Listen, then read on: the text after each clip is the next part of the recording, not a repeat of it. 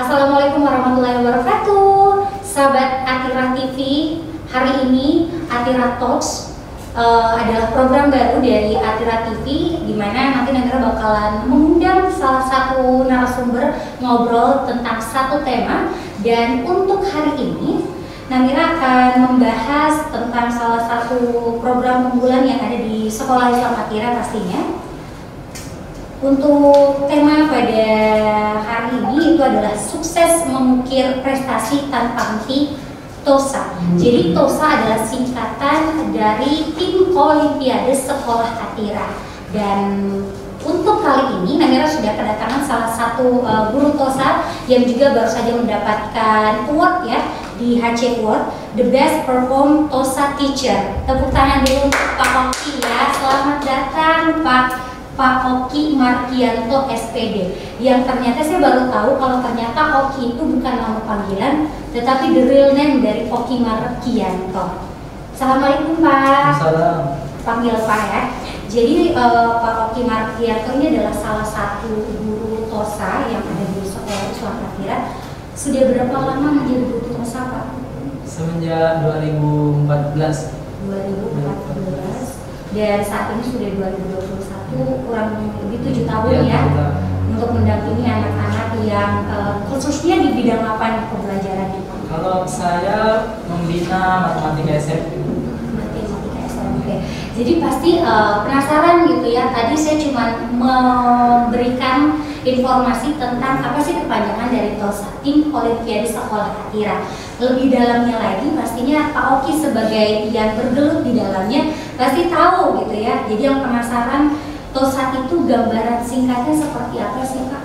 Jadi TOSA itu dibentuk tahun 2015. Itu Tim Olimpiade Sains Atira yang terdiri dari beberapa guru SD, SMP, SMA yang secara khusus mendampingi siswa untuk mempersiapkan mengikuti lomba, terutama lomba Olimpiade Sains Nasional atau nama sekarangnya itu Kompetisi Sains Nasional. KSN. Tadi saya dengarnya itu ya, TOSA-nya terbentuk 2015. Pak Oki bergabung di Atira 2014. Jadi masuk itu apakah menjadi guru bidang studi dulu atau langsung untuk bergabung melatih atau mendampingi anak-anak untuk ikut Olimpiade?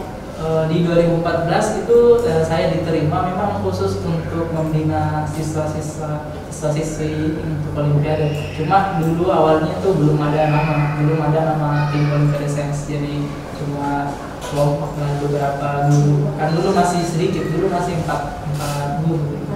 Jadi memang belum ada tim khusus di tahun secara nama belum. Tapi nama. secara kegiatan itu sudah dimulai. Oh, kegiatannya sudah ada, tetapi untuk secara resminya program itu dibentuk itu di tahun 2015. Nah, karena TOSA itu pasti bagian terpentingnya selain guru adalah siswanya yang mau ikut lomba ya. Dari TK, SD, SMP, dan TK lagi SD, SMP, SMA ya. Tegur dong Pak kalau saya salah. SD, SMP, SMA. Kalau Pak Oki sendiri, apakah mengajar untuk mendampingi anak Olimpiade dari SD, SMP, SMA atau di unit tertentu? Kalau di TOSA itu sudah terbagi memang. Jadi ada yang khusus di SD, ada khusus di SMP, ada yang khusus di SMA. Kalau saya dari awal memang itu di SMP, matematika SMP. Matematika SMP, karena memang backgroundnya juga sudah di situ ya. Sebelumnya kalau untuk ngomongin soal TOSA juga gitu ya, kan di SMP anak-anak yang masuk kan pastinya itu kita belum tahu bagaimana kompetensinya.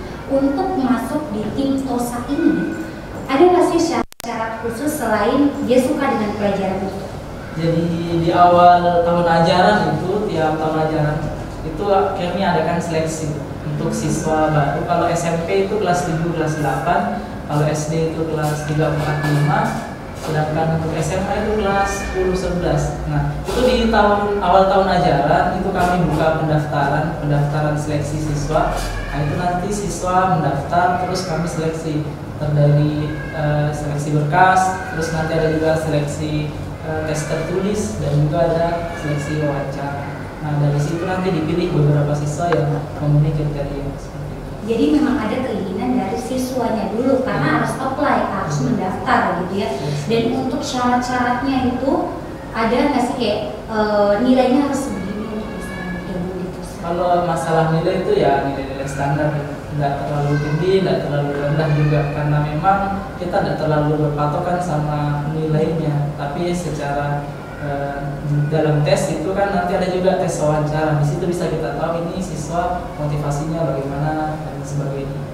Oke, jadi tahu juga backgroundnya, karena selain memang tes akademik ya, juga ada tes wawancara. Jadi walaupun mungkin anaknya sudah di bidang akademik itu sudah gimana, tapi harus diyakinkan lagi dengan wawancara. Jangan sampai di akademik ada nggak sih kayak salah satu anak yang mungkin dia masuk bukan karena keinginannya tapi keinginan orang tua.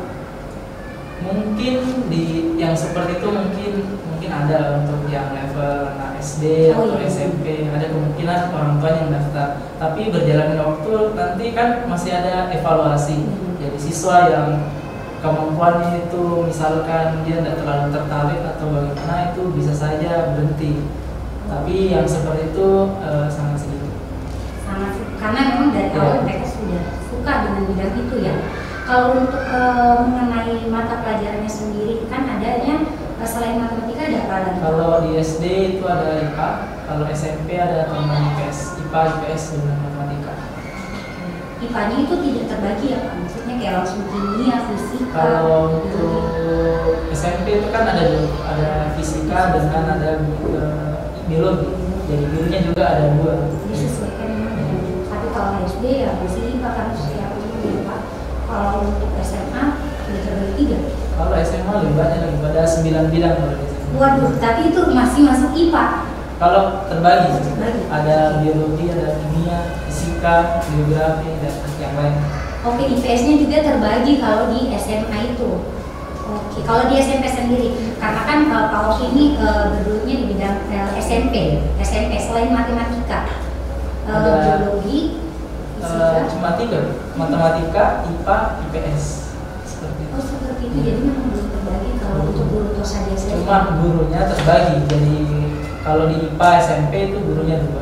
Ada yang memang mengajar biologi khusus, ada yang mengajar khusus fisika.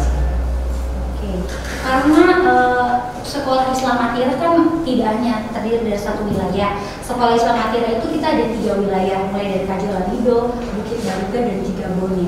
Kalau Pak Oki sendiri kan sebagai guru TOSA yang bertanggung jawab di SMP. Lebih tepatnya itu di SMP wilayah mana Pak?